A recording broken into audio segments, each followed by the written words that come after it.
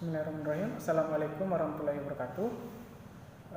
Saya Herdi Setiawan, mahasiswa Pascasarjana Pendidikan Matematika Universitas Negeri Padang.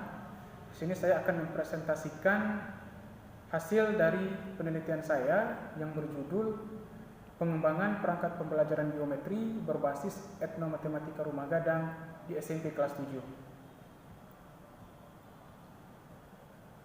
Adapun latar belakang dari penelitian ini yaitu di mana pentingnya etnomatematika dalam pembelajaran berdasarkan hasil penelitian dari Angkor, Imuko dan Pelaku 2009, Rizka dan Mastur 2014 serta Sirati 2012. Etnomatematika telah terbukti dapat meningkatkan kemampuan matematis peserta didik, kemudian dapat meningkatkan motivasi peserta didik dan juga dapat menghilangkan kejenuhan dalam pembelajaran matematika. Tetapi berdasarkan observasi dan wawancara yang dilakukan di SMP Negeri 3 dan SMP Negeri 4 Padang, diketahui bahwa perangkat pembelajaran yang ada selama ini belum memuat konteks etnomatematika ataupun konteks budaya lokal di dalamnya. Kemudian didukung oleh hasil ulangan harian peserta didik yang juga masih rendah, masih di bawah KKM yang ada. Salah satu usaha untuk memperbaikinya adalah dengan menggunakan perangkat pembelajaran ataupun RPP dan LKPD berbasis etnomatematika rumah gadang. Perangkat pembelajaran akan lebih menunjang kemampuan matematis peserta didik serta memotivasi dan menghilangkan kejenuhan dalam pembelajaran matematika. Berdasarkan latar belakang tersebutlah, peneliti melakukan penelitian berjudul Pengembangan Perangkat Pembelajaran Geometri berbasis Etnomatematika Rumah Gadang di SMP kelas 7. Adapun rumusan masalah dalam penelitian ini, yang pertama adalah bagaimana karakteristik perangkat pembelajaran geometri berbasis etnomatematika rumah gadang yang valid dan praktis. Yang kedua, bagaimana dampak atau efektivitas perangkat pembelajaran geometri berbasis etnomatematika rumah gadang terhadap hasil belajar peserta didik. Selanjutnya, adapun tujuan penelitian, yang pertama untuk menghasilkan perangkat pembelajaran geometri berbasis etnomatematika rumah gadang yang valid dan praktis. Dan yang kedua adalah mendeskripsikan dampak atau efektivitas perangkat pembelajaran geometri berbasis etnomatematika rumah gadang terhadap hasil belajar peserta didik. Spesifikasi produk yang diharapkan yaitu RPP berbasis etnomatematika rumah gadang dan juga LKPD berbasis etnomatematika rumah gadang. Kajian pustaka. Adapun landasan teorinya, yang pertama adalah pembelajaran matematika, yang kedua etnomatematika rumah gadang, yang ketiga pembelajaran saintifik, yang keempat adalah perangkat pembelajaran matematika, yang kelima kualitas perangkat pembelajaran, lalu ada model pengembangan Bloom, kemudian ada teori belajar, lalu perangkat konseptual, dan terakhir adalah penelitian yang relevan. Kemudian perangkat konseptual dalam penelitian ini dimulai dari permasalahan, yaitu rendahnya hasil belajar peserta didik, serta belum adanya pengintegrasian budaya lokal peserta didik dalam proses pembelajaran. Hal ini disebabkan oleh perangkat pembelajaran yang digunakan masih bersifat umum dan belum dikaitkan dengan budaya lokal peserta didik. Adapun solusinya adalah dengan mengembangkan perangkat pembelajaran geometri berbasis etnomatematika rumah gadang. Kemudian perangkat pembelajaran tersebut divalidasi dan dicobakan untuk melihat validitas, praktikalitas, dan juga efektivitasnya. Dan hasil yang diharapkan adalah perangkat pembelajaran berupa RPP dan LKPD berbasis etnomatematika rumah gadang yang valid, praktis, dan efektif. Kemudian bab 3, metode penelitian. Adapun jenis penelitian dalam penelitian ini adalah penelitian pengembangan, di mana yang dikembangkan adalah RPP dan LKPD. Model penelitian adalah model Bloom, ada 3 tahap, yaitu yang pertama preliminary research, ada prototyping phase, dan juga ada assessment phase. Kemudian prosedur pengembangan, pada tahap preliminary research ada 4 analisis yang akan dilakukan, yaitu analisis kebutuhan, analisis peserta didik, analisis kurikulum, dan juga analisis konsep. Kemudian pada tahap prototyping phase, yaitu dimulai dengan merancang perangkat berupa RPP dan LKPD, kemudian dilakukan self-evaluation, lalu expert review, kemudian one-to-one evaluation, lalu small group evaluation, dan field test. Di mana field test dalam hal ini tidak dilakukan karena pandemi corona, sekolah telah diliburkan sehingga tidak sampai pada tahap field test.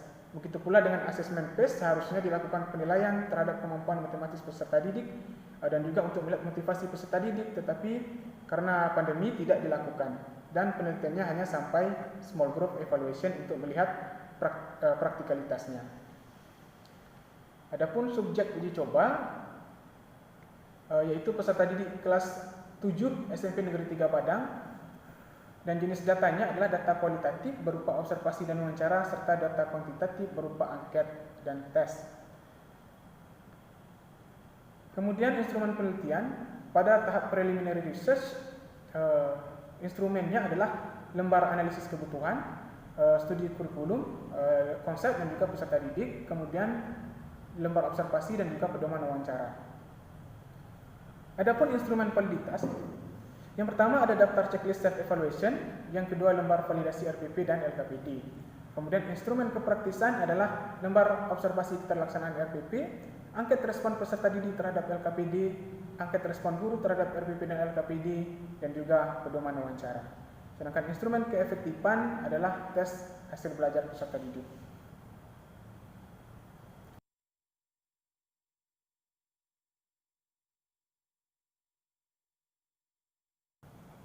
Kemudian teknik analisa data, analis data pada tahap pendahuluan adalah teknik deskriptif.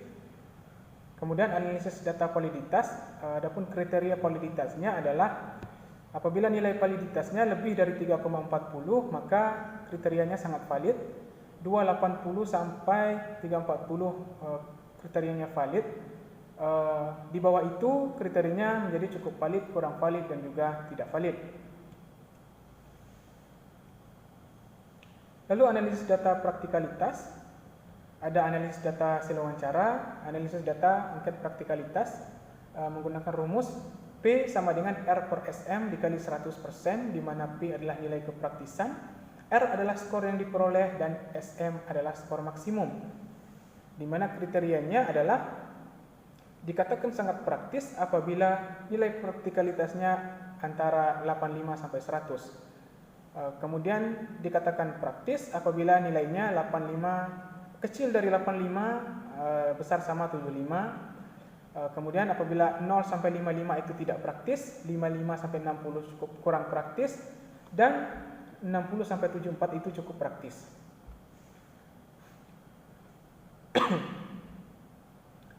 Kemudian instrumen pengumpulan data. Adapun hasil validasi instrumen pada tahap analisis pendahuluan, yang pertama ada hasil validasi instrumen daftar checklist. Nilai rata-ratanya adalah 3,42, kategori sangat valid.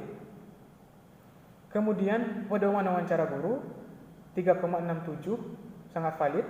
Lalu angket karakteristik siswa 367 juga sangat valid. Kemudian hasil validasi instrumen tahap pengembangan. Yang pertama, hasil validasi instrumen panduan self evaluation memperoleh nilai rata-rata 3,62 pada kategori sangat valid. Lalu panduan self evaluation LKPD 360 sangat valid. Lembar validasi RPP expert review 388 sangat valid. Lembar validasi LKPD expert review 367 sangat valid. Pedoman wawancara siswa pada tahap one to one 363 juga sangat valid. Pedoman wawancara siswa pada tahap small group 363 sangat valid. Lalu lembar observasi keterlaksanaan pembelajaran 367 juga sangat valid. Lalu angket praktikalitas respon guru 381 sangat valid. Dan terakhir angket praktikalitas respon siswa 370 juga sangat valid. Kemudian masuk ke bab 4, hasil dan pembahasan. Yang pertama, hasil analisis pendahuluan, di mana pada tahap analisis kebutuhan didapati beberapa kendala dalam proses pembelajaran selama ini. Yang pertama, peserta didik kurang menyukai pembelajaran matematika dikarenakan pelajaran matematika yang banyak perhitungannya. Kemudian, peserta didik cenderung ribut saat pembelajaran berlangsung. Selain itu, karena sekolah yang berlangsung lama, peserta didik juga kecapean dan mulai bosan dalam pembelajaran, bahkan ada yang sampai tertidur dalam kelas. Kemudian, ketika diberikan latihan, kebanyakan siswa kesulitan untuk memahami soal dan cenderung menyalin jawaban temannya yang pintar.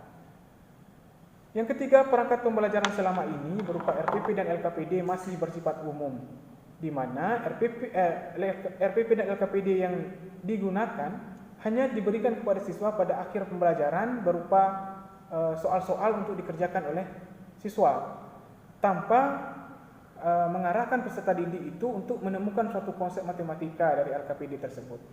Juga LKPD yang ada belum memuat konteks budaya lokal di dalamnya. Yang keempat adalah nilai rata-rata peserta didik banyak yang belum mencapai KKM. Kemudian hasil analisis kurikulum.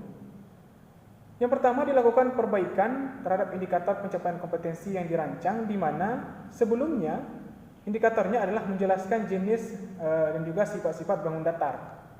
Kan tetapi dilakukan perbaikan karena ini adalah etnomatematika rumah gadang. Jadi sebelum pembelajaran, peserta didik dibawa ke rumah gadang untuk melakukan eksplorasi tentang konteks-konteks etnomatematika yang ada pada rumah gadang, sehingga indikatornya diperbaiki menjadi mengidentifikasi benda-benda di rumah gadang yang berbentuk segi empat. Lalu yang kedua baru memahami jenis-jenis dan sifat-sifat segi empat. Yang kedua, kompetensi dasar bangun datar yang seharusnya secara nasional adalah 3.11 dirubah menjadi 3.10 dikarenakan di Kota Padang ini materi perbandingan yang seharusnya semester 2 dimajukan ke semester 1. Jadi materi bangun datar dimajukan pelaksanaannya. Yang ketiga, keterurutan materi sudah memadai untuk mencapai tujuan pembelajaran yang ada. Adapun hasil analisis konsep esensial yang ada pada materi bangun datar, yang pertama adalah jenis dan sifat bangun datar, kedua keliling dan luas persegi, lalu keliling dan luas persegi panjang, keliling dan luas belah ketupat, keliling dan luas ajar genjang, keliling dan luas trapesium, keliling dan luas layang-layang, dan terakhir keliling dan luas segitiga.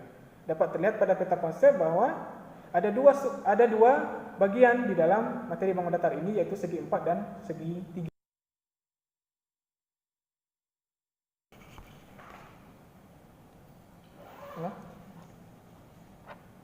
Analisis karakteristik peserta didik. Berdasarkan hasil angket karakteristik peserta didik yang telah diberikan, didapati beberapa hasil. Yang pertama adalah 62% peserta didik menginginkan LKPD memiliki ukuran A4. Kemudian 52,2% peserta didik lebih suka ukuran kertas 12. 58,62% peserta didik menyukai komik sans MS sebagai jenis huruf ataupun font dalam LKPD. Lalu 48,27% peserta didik menyukai warna biru sebagai warna cover LKPD. Peserta didik menyukai warna bervariasi dalam LKPD. 51,72% peserta didik menginginkan soal-soal dalam LKPD tersebut berkaitan dengan pengetahuan matematika dalam kehidupan masyarakat. Dan yang ketujuh, semua peserta didik menginginkan LKPD memuat gambar ilustrasi di dalamnya. Kemudian hasil pengembangan atau pembuatan prototipe. Pada tahap prototyping phase RPP, perancangan RPP disesuaikan dengan kurikulum 2013 yang memuat identitas mata pelajaran, kompetensi inti, kompetensi dasar, indikator pencapaian kompetensi, tujuan pembelajaran, materi, serta kegiatan pembelajaran yang disesuaikan dengan konteks etnomatematika rumah gadang, dan yang terakhir adalah penilaian. Sedangkan pada LKPD, koper LKPD dengan warna dominan biru dan koper menggambarkan rumah gadang. Jenis huruf yang digunakan adalah Times New Roman dan Comic Sans MS. Kemudian komponen isi LKPD terdiri dari cover, kata pengantar, daftar isi, peta konsep, KD, indikator pencapaian kompetensi, tujuan pembelajaran, halaman judul, dan petunjuk penggunaan. Kemudian kegiatan peserta didik berbasis etnomatematika rumah gadang, dan yang terakhir latihan di setiap pertemuan. Lanjut pada hasil self-evaluation, dilakukan beberapa perbaikan pada tahap self-evaluation. Ada beberapa kesalahan pengetikan, seperti tidak menjelaskan tujuan pembelajaran untuk setiap pertemuan. Lalu ada lagi pada soal instrumen penilaiannya kurang lengkap. Terlihat pada proyeksi layar, soalnya belum dikaitkan dengan konteks etnomatematika rumah gadang, sehingga dilakukan perbaikan dengan memasukkan soal-soal yang berkaitan dengan konteks etnomatematika. Begitu pula pada LKPD masih terdapat kesalahan dalam pengetikan, seperti terlihat bahwa ada spasi yang tidak ada. Permasalahan berikut ini kemudian diselesaikan, itu kan spasinya tidak bagus, maka telah diperbaiki spasi dan juga kesalahan pada pengetikan. Lalu hasil validasi pada expert review atau validasi para ahli. Untuk RPP ada beberapa saran perbaikan. Yang pertama, sumber belajar, di mana pada awalnya terdapat kata dan lain-lain pada bagian sumber belajar. Dan telah direvisi, tidak ada lagi kata dan lain-lain, tetapi dipaparkan semua sumber belajarnya. Kemudian motivasi pada kegiatan pendahuluan tidak real, jadi diperbaiki, di mana motivasinya diberikan contoh-contoh real dalam kehidupan sehari-hari. Kemudian pembagian kelompok cukup satu pertemuan saja, juga telah diperbaiki. Lalu menuliskan keterangan untuk setiap LKPD yang digunakan pada setiap pertemuan, juga telah dituliskan keterangan, baik itu nomor LKPD. Lalu sikap yang diamati jangan terlalu banyak, dan setelah ada beberapa yang dikurangi dari sikap yang diamati. Lalu nomor soal yang akan dikerjakan peserta didik pada latihan dituliskan pada kegiatan penutup, juga telah dituliskan. Lalu pada LKPD juga beberapa kesalahan. Yang pertama adalah gambar pada tahap mengamati masih memasukkan gambar yang tidak berhubungan dengan rumah gadang. Seperti terlihat masih ada gambar layang-layang dan juga gambar ketupat. Maka gambar-gambar tersebut dihilangkan, diganti dengan semuanya tentang gambar rumah gadang.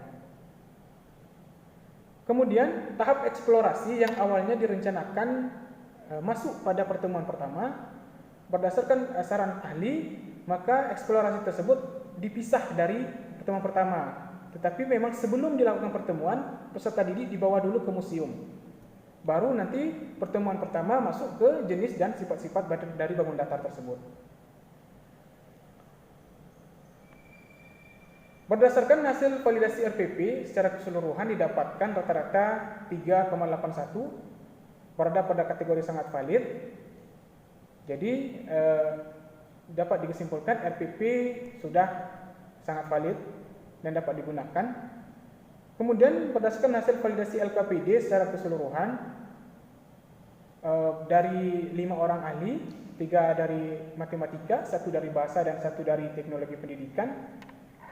Aspek isi mendapat rata-rata 3,41 sangat valid, aspek bahasa 371 sangat valid, aspek penyajian 360 sangat valid, aspek tampilan juga 386 juga sangat valid, dan rata-ratanya 366 berada pada kategori sangat valid. Jadi LKPD secara keseluruhan sudah sangat valid dan dapat digunakan. Yang kedua, praktikalitas perangkat pembelajaran. Yang pertama, hasil one-to-one evaluation.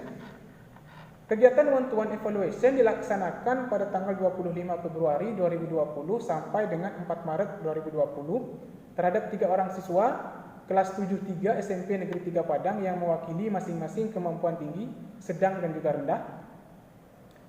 Adapun siswanya, yang pertama siswa nilai tinggi berinisial AD, siswa nilai sedang berinisial MG, dan juga siswa kemampuan rendah berinisial F. Adapun hasil one-to-one, secara umum siswa sudah mampu memahami materi yang disajikan dengan jelas dan mampu mengikuti berbagai aktivitas yang terdapat dalam LKPD. Konteks permasalahan yang diberikan juga sangat disukai oleh peserta didik. Kemudian desain warna dan tampilan LKPD yang dominan berwarna biru dan warna cerah lainnya terlihat menarik bagi siswa, sehingga mendorong siswa untuk membaca dan memahami permasalahan yang ada. Adapun perbaikan yang dilakukan pada tahap one-to-one evaluation juga kebanyakan pada kesalahan-kesalahan yang dapat dilihat oleh awam, dapat dilihat oleh mata, seperti kesalahan pengetikan yang masih banyak. Seperti terlihat pada pertemuan 3, seharusnya pertemuan 3 sudah masuk ke persegi panjang, tetapi pada LKPD-nya masih tertulis persegi, sehingga diperbaiki, diganti persegi tersebut menjadi persegi panjang. Begitu pula pada pertemuan 4, sebelum revisi, peserta didik cuma diminta untuk mengumpulkan informasi berdasarkan hasil pengamatan. Tapi masih banyak pertanyaan dari siswa tentang apa maksudnya. Maka direvisi lagi, guru sekaligus mengingatkan peserta didik bahwa informasi yang dimaksud di situ bisa berupa apa yang diketahui dan juga apa yang ditanyakan dari permasalahan tersebut. Kemudian juga dari pertemuan 6 banyak terdapat kesalahan pengetikan seperti kata biaya ditulis buaya, lalu ada juga kesalahan spasi. Di sini terlihat mengukir seluruh itu tidak menggunakan spasi dan telah direvisi. Dan seterusnya masih banyak kesalahan lainnya berupa kesalahan yang terlihat seperti pengetikan, kesalahan tanda baca dan juga kesalahan spasi. Kemudian yang B, hasil small group evaluation. Small group evaluation dilaksanakan pada tanggal 10 Maret 2020 sampai dengan 18 Maret 2020. Adapun siswa yang menjadi objek dari small group evaluation juga dari kelas 73 ada 6 orang, di mana 2 memiliki kemampuan tinggi, 2 sedang dan 2 rendah. Kemudian dibagi menjadi 2 kelompok. Masing-masing kelompok ada siswa tinggi, sedang dan rendah. Adapun perbaikan pada tahap small group dapat dilihat bahwa sudah tidak terlalu banyak kesalahan pengetikan, akan tetapi memang masih ada kesalahan pengetikan. Lalu juga menambahkan keterangan seperti pada kegiatan Ayo Kita Mencoba ini. Yang pertama, sebelum revisi itu disuruh untuk mari kita lengkapi tabel berikut mengenai keliling trapesium. Diperbaiki agar lebih jelas. Berdasarkan kegiatan yang telah Anda lakukan sebelumnya, ayo kita coba melengkapi tabel berikut mengenai keliling trapesium. Berdasarkan hasil analisis lembar observasi keterlaksanaan RPP berbasis etnomatematika rumah gadang pada tahap small group, diperoleh nilai rata-rata 86,53% yang berada pada kategori sangat valid. Lalu hasil angket praktikalitas guru pada tahap small group juga sudah sangat praktis, nilai rata-ratanya 88,46%. Lalu hasil angket praktikalitas peserta didik pada tahap small group juga rata-ratanya 88,54%, sangat praktis. Adapun kesimpulan bab 5, kesimpulan dan implikasi. Adapun kesimpulan dari penelitian ini adalah hasil penelitian menunjukkan bahwa perangkat pembelajaran geometri berbasis etnomatematika rumah gadang yang dikembangkan sudah memenuhi kriteria valid, baik itu dari segi isi maupun dari segi konstruk.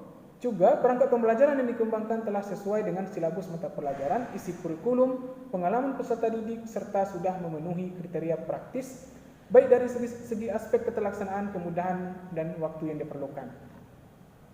Jadi kesimpulannya, perangkat pembelajaran geometri berbasis etnomatematika rumah gadang telah valid dan praktis. Adapun implikasinya adalah pengembangan ini telah menghasilkan perangkat pembelajaran berbasis etnomatematika rumah gadang untuk peserta didik kelas 7 SMP atau MTS materi bangun datar. Pada dasarnya, pengembangan ini juga dapat memberikan gambaran pembelajaran matematika menjadi lebih mudah dan juga efektif, serta dapat dijadikan alternatif untuk meningkatkan kemampuan matematis peserta didik serta membuat peserta didik lebih